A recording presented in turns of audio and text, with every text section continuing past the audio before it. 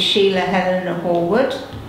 I was born 18th of July 1940 to Betty and Sid Simons. My name is Derek Norman Horwood, and I was born on the 8th of December 1933.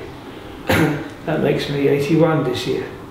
I was born upstairs, and my father had a sweet shop in Tottenham, and I was born in the sweet shop. And he wanted to tell a story that it was snowing when I was on the way, and he had to go out and get the midwife in the middle of the night to come and deliver me. The children always laugh about the snowing. But anyway, that was that.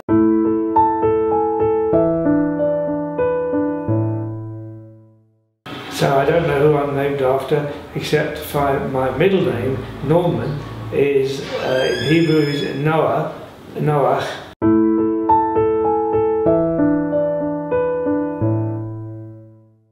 And that was the name of my grandmother's father, I do believe. My mother's mother's father. And Noah, so they made me Norman.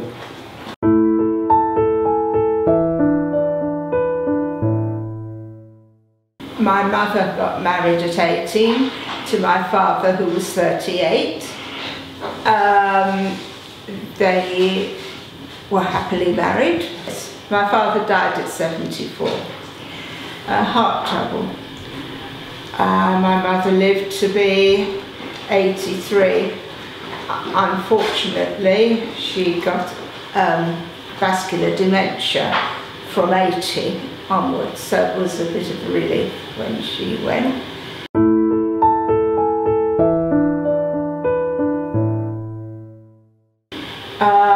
We had a very, very nice childhood.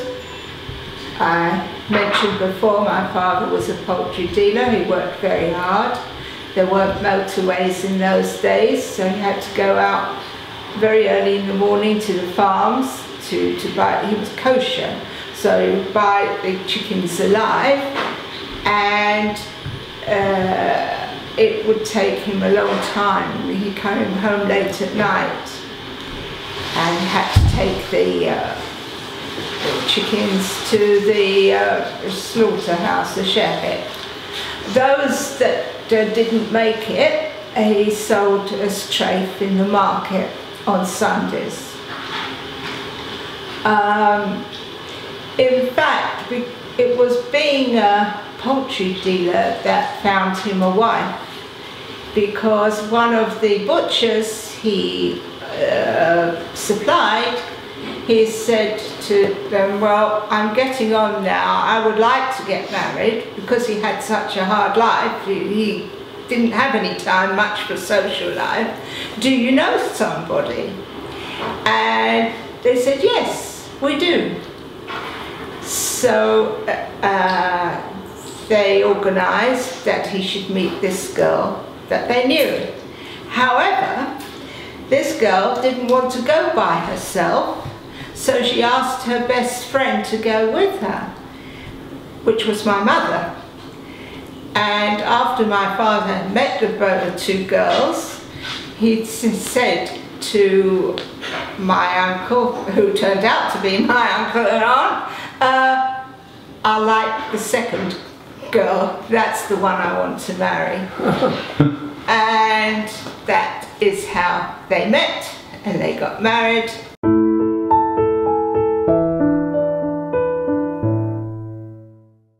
Full name was Ralph Horwitz, who was the original name. H-O-R-W-I-T-Z was the original name. And my mother was Addie, A-D-I-E. Ada, I think, but she didn't like to be called Ada. So she liked everyone to call her Addie, and thinking that her name was Adelaide. Oh, no, but it was right. Ada. Maybe right. My father lived in the East End of London, and in Bell Lane, which is right near to Middlesex Street Market, and he let me see now. The family lived in Brunswick Buildings in Wentworth Street, which was demolished, was hit by a bomb during the war, and the buildings are no longer there. And he wasn't living there then anyway by that time. But that's where he originated from. And he got a job when he left school, or while he was at school, perhaps in weekends or evening times, in the Monnican Downs cake and pastry place to assist in selling the pastries and the cakes. And he said they gave him permission to have as many as he liked, eat as many as he liked, because they knew that after a while he'd get so fed up of eating cakes upon cakes upon cakes that he wouldn't go and help himself anymore, which indeed is what happened. But that was only when he was a young man. Later on, my grandmother, his mother, who made sweeties in her kitchen and sold them in the front of the house in the flat where they lived in Bell Lane, and my father and his brothers all independently went into the sweets and chocolates business. And my father used to buy his sweets and chocolates and travel on the market, and he was a very hard worker on the markets, and he went to many markets during the day selling, and he was very known as a very hard worker. They were very poor, my mother's family, and my mother had a job as a milliner, a hat. My mother also had a job as a milliner. Yeah, with a hat maker, and she used to travel on the bus to, I don't know, I think from Leman Street. They used to live near Leman Street in London, and travel on the bus to where she had to go for working. I don't know what she did. She never did divulge much, except to say that she was used to make hats.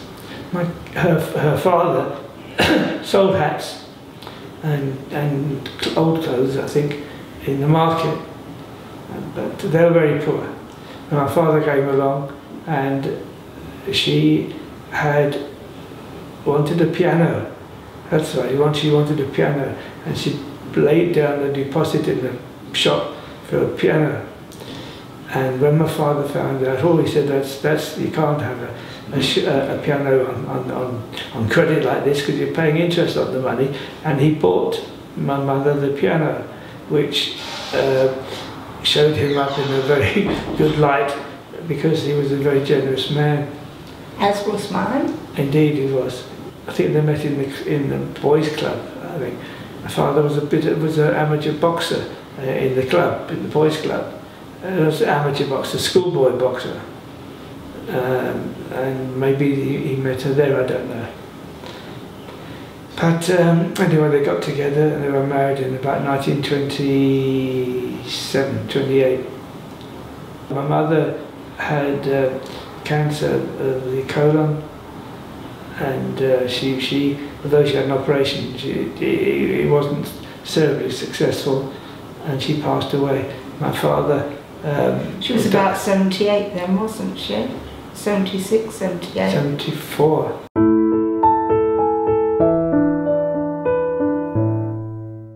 And my father, he was diabetic, and gradually the diabetes got control of him, and his organs suffered, and he passed away. But he was a good age, 86. He was 86 when he died.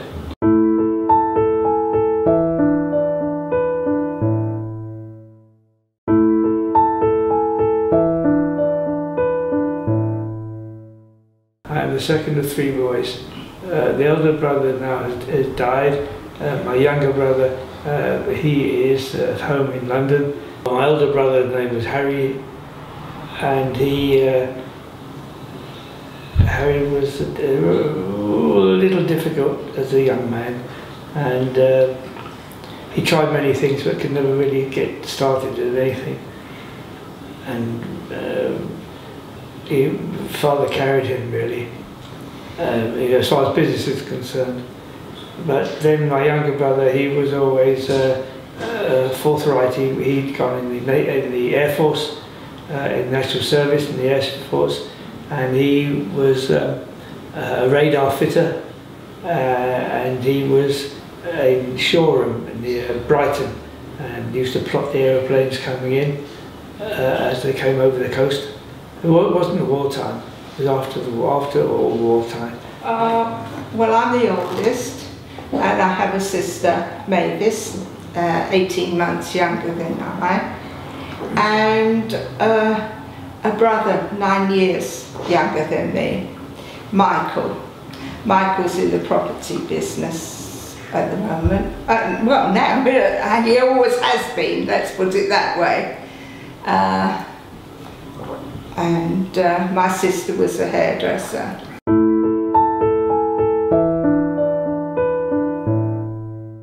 We lived, as I say, in Leicester, just outside of Leicester, a little village, and there were 6 Jewish families in the village, and the rabbi came on Wednesday and Sunday on his motorcycle, and he came and gave us Hebrew lessons for an hour or 2 hours on a Sunday and Wednesday. He came to London afterwards and formed a synagogue. He opened a synagogue. In fact, he's a very well respected name, the rabbi, and with his sons. Do you remember his name? Dunner, Rabbi Dunner, yeah. And he was a very well respected man. Anyway, he gave us Hebrew lessons. When I was away at school, there was a rabbi came on Wednesdays afternoon to give us some tuition. Yes, so there was.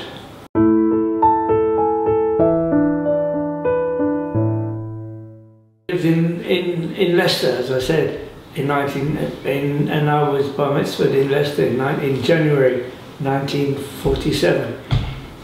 Yeah, and the bar mitzvah in the local synagogue, in the main synagogue in Leicester.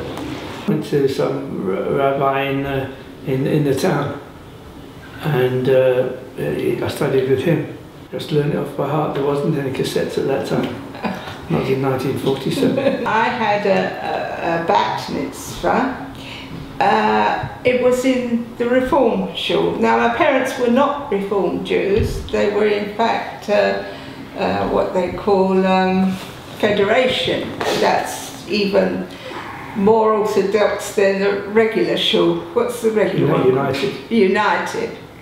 But my mother knew somebody who was in this Reform shul, so she thought it was a good idea to send us. That is my sister and myself.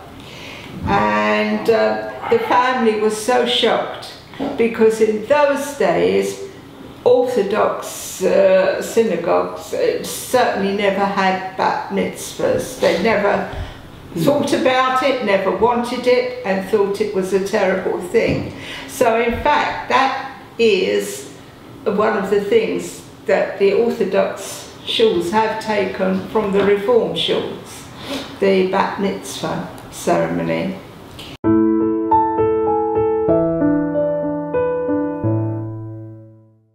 Well, we have the usual dogs and cats, but we also had goats and also a sheep.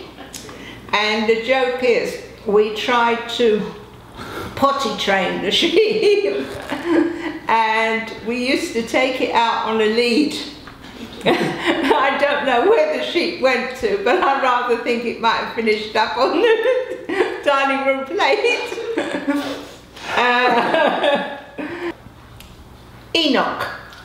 Enoch was what the sheep was called. A sheep or lamb? A lamb, all right, lamb. Yeah. Enoch the lamb, yeah. So that's what I can tell you on that. Do you have a dog? We did have a dog, a couple of those. I think, but nothing particular. Was more my brother's thing, the dogs. Yeah, we had a dog, a white-haired fox terrier, which we bought in Leicester when we lived in Leicester, and brought it back down to Wasn't London. it called Spot? Spark. Spark. Sparky it was called. But he got diseased and had to be put down.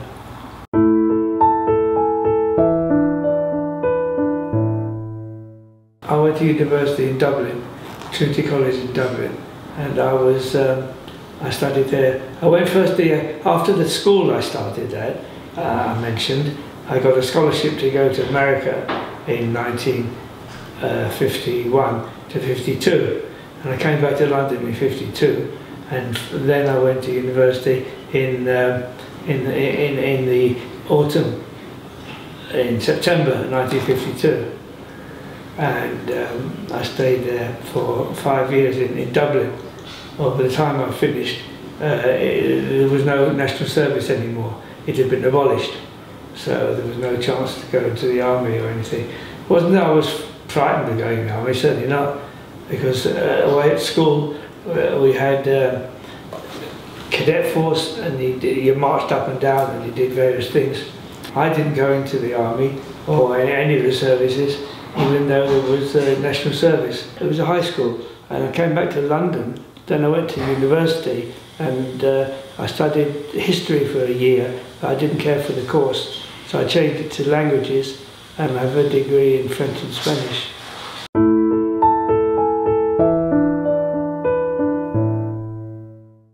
My schooling was a bit disrupted because I got polio. And so I spent a year in hospital from 15 to 16. And when I came out of hospital, I wasn't very keen on studying anymore. I'd spent a year in hospital, I wanted to enjoy myself.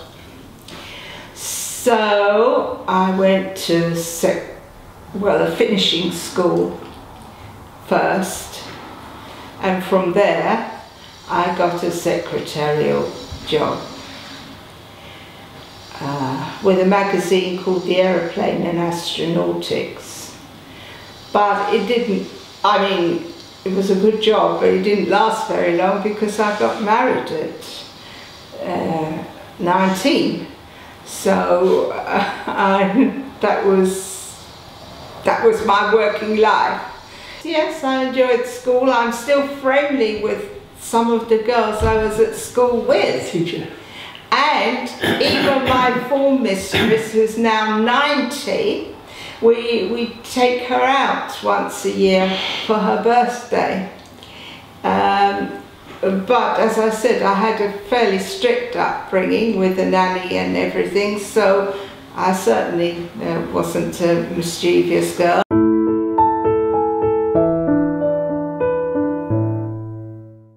The interesting thing you would like to know is that we lived next door, but one from each other, the same street. But we were not childhood sweethearts because Derek was away at university and boarding school and other places, and we had, what, 6.5 years between us difference, which makes a lot in those times. When he was 17, he wasn't looking at 10-year-old girls, you see. But the funny thing is that the families knew one another. Both men were from the old school, my father and his father, and they had great respect for one another because they worked almost as hard as one another each. And how Derek and I got together was that my father asked Derek, who was cleaning his father's car outside, to give me driving lessons. Well, Derek, being the good-natured fellow he was, said yes, he would. But I never passed my test. There was too much screaming and shouting going on, and But I did get a husband.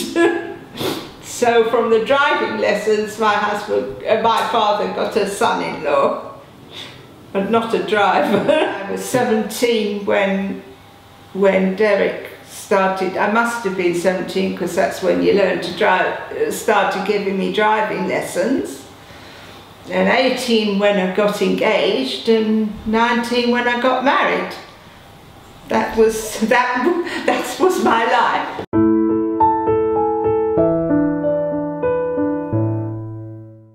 We went out for dinner to a restaurant in Marlow. Yeah. The Complete Angler in Marlow, up the river. And anyway, that's when I proposed. I don't remember only going down on one knee. Don't think so. Yes. Altogether a surprise. No, not altogether. Not all that long, about 9 months I think so. Before we got engaged. Yeah. And then it was not too long after we got married. In those days, people didn't really go in for long engagements and marriages. You've got to think that morals have changed over the years. And if you were going to get engaged, your parents wanted you to get married as quick as possible because they didn't want any unwanted or unforeseen events happening, if you know what I mean. But anyway, both families were wildly excited and were very happy, especially the fathers. The fathers especially were happy because they came from the same background and they had the same sort of life and worked hard. But Derek's parents were, well, a lot older than my mother, of course, not so far from my father, so they weren't so close.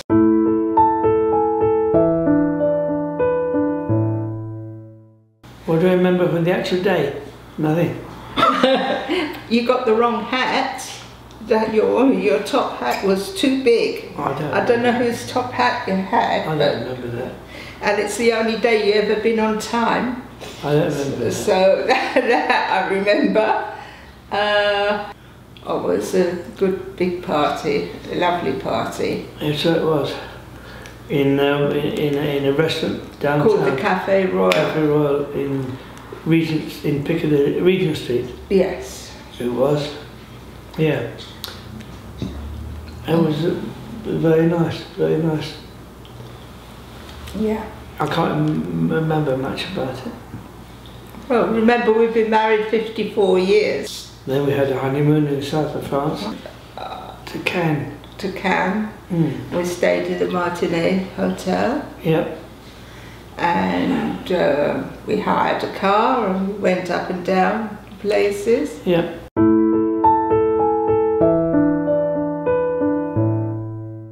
We had a house in Stanmore.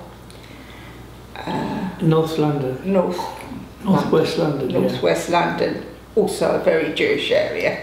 Oh, it wasn't so Jewish when we moved there, but it certainly became more so.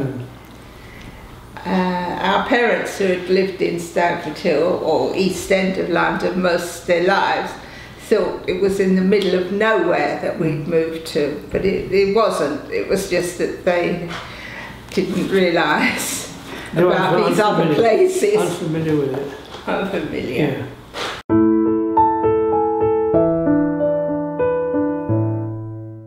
I came back to London, and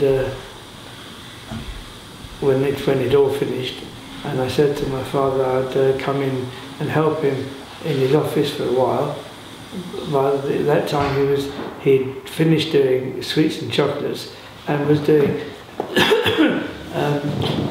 coin-operated games, which were popular at the time. And I helped him for a while doing that, and I stayed all the while. With him. You know, you go to help out and it stays for a long time. Yeah. So I stayed with him all the years.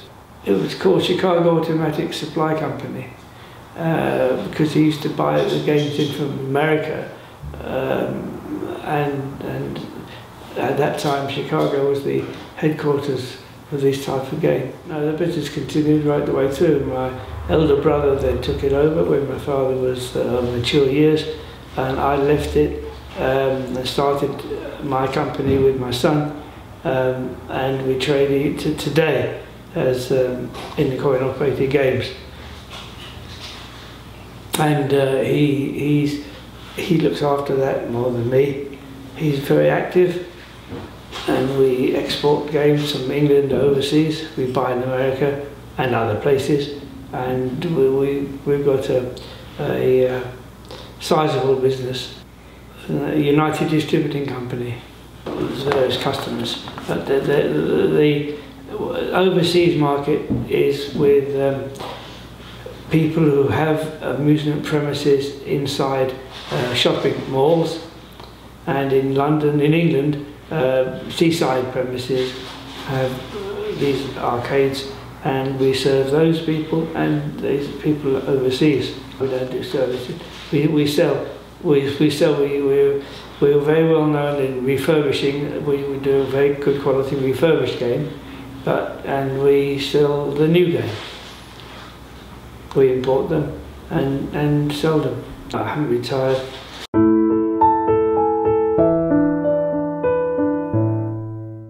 I did develop diabetes, and my diabetic consultant noticed that in the blood results that there was abnormality or strange result in checking the blood results, and from that he sent me for a scan and had another scan, and they decided that there was a cancerous growth on the liver, on the kidney and on the pancreas. So, cut a long story short, I had to have the kidney removed, and the pancreas, a piece sliced off, and the spleen removed, and something from the liver, and something on the liver area as well. So I had these operations, and I had to have attention, and I was in hospital from May. Well, May for the first operation. Yeah, May to September. It's only just come out. Yeah.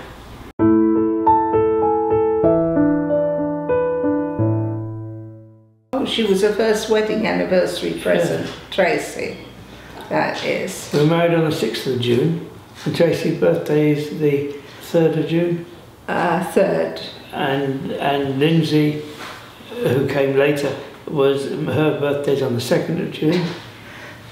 7 years apart, the girls are. Yeah. We have a boy in the middle, Mark. He was born in April. Yeah. They didn't know what to expect because I'd been paralysed inside. I didn't really want a cesarean. And so I got this specialist who said that he could give me a normal birth. But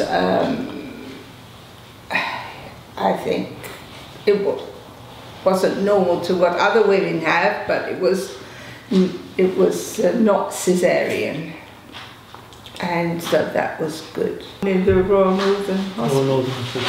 All three of them. All three. Royal Northern Hospital. Yeah, and they all delivered by Suchet, weren't they? Yes. Yeah, the father of the actor. You know David Suchet, who plays Poirot. No, Inspector Poirot, no, all right, it doesn't matter, but all his sons have become famous on television and that, but he was a gynecologist, and he delivered the babies, yes. He was a South African? South African family, yes. They got on reasonably well together.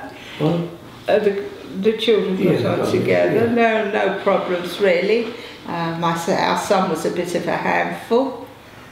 Was always into trouble one way or another. Not serious trouble, but you know, he was always the child that said, well, Mark did this and Mark did that. But nothing really bad, but I don't know. I'd had a brother, so I knew what boys were like.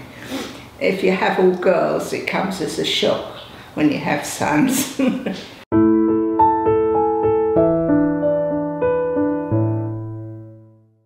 No private schools they went to, but it wasn't all that Jewish day schools that we've got that now, but we never had much of that when they were growing up.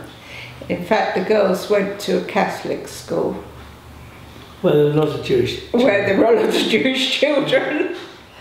But, and it's now a Jewish school, the Catholic school. They had so many Jewish children in it that they couldn't run it as a Catholic school, and they turned it into a Jewish school, and that is the truth.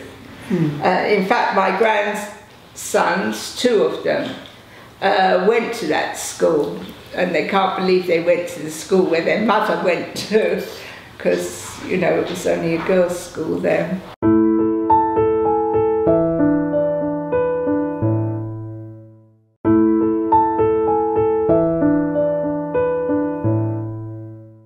Eldest daughter has 4 boys. The eldest has been married for 2 years now.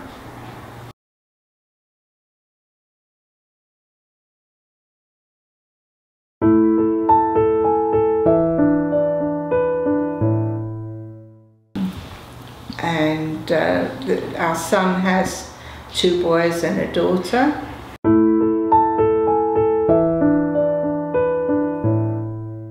And Lindsay has 2 daughters and a son. And we're very happy that we've been able to be at everyone's bar mitzvahs and bat mitzvahs. Yeah. And they're all wonderful grandchildren. You wouldn't expect us to say anything else, would you?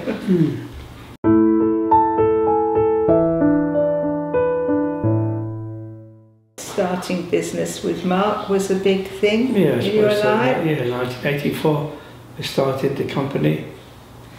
Yeah. That was a big challenge. We made a success of that. I haven't got any thoughts of a big challenge coming up. I haven't got major failures. And I haven't got things that I regret. No. No, I was ill. He didn't. I had no idea. Difficult. I had no idea that I had cancer. You would never know that he was ill. He'd lived a normal life. He had no symptoms whatsoever. I'd stopped smoking years ago. So you stopped umpteen years ago. 60 when Mark was 16. He's now 50. So it's 24 years ago. Anyway. 24 years ago. So that was a big challenge, and he really doesn't know. He had the kidney removed, and that was fine. He came out of hospital after 4 days, and that was no problem. But then they knew about the pancreatic cancer, but they were going to treat it with radiation. But when they went back, they said, no, it won't do, you've got to have operation. And the operation was a success, but my husband's body went into shut down. It shut down. It was shocked. It was traumatized. So he was in intensive care for 6 weeks and in hospital for 10 weeks. And as we said, he's only been home since September. September. And it was never touch and go if we were going to come here, because we always were sure we were going to make it. One way or another, we were going to make it. And he has. He has. Here I am. It's not exactly as he was yet. They say it takes about a year to get over. but he's doing very well. And like you say, he started back at work about 4 hours a day. Well, there's not many men of 81 that do work. Another 80, 81, so he's doing all right. Polio. Yeah. I got it the year before the Salk vaccine came out, and everyone was vaccinated against it. But yeah, that's been a challenge. But mostly okay. I mean, now I'm getting older, the walking is not so good. It's never been good, but now it's getting worse. But it's all right. We manage all right. Mark had an accident when he was a little boy, 24 months old. Car came on the pavement and hit his pram. He was in a pushchair. Crushed the pushchair and damaged his eyes. Yeah. So he lost the sight of one eye, but he's fine. But that was a challenging period as well. Yeah. Look, everyone has their ups and downs. We get through it like everyone else does. I always say nobody sails through life. If you haven't got health problems, there's money problems. And if it's not that, there's personal problems. Nobody has a golden life. Not anyone we know. Anyway. Isn't that so? I suppose you're right. And on the balance, I would say we've had a wonderful life. Yes, Yeah. We've had our ups and downs with these things, but we've overcome them, and I don't think we can say No. that we haven't had a good life. No. I've enjoyed it all. Yeah.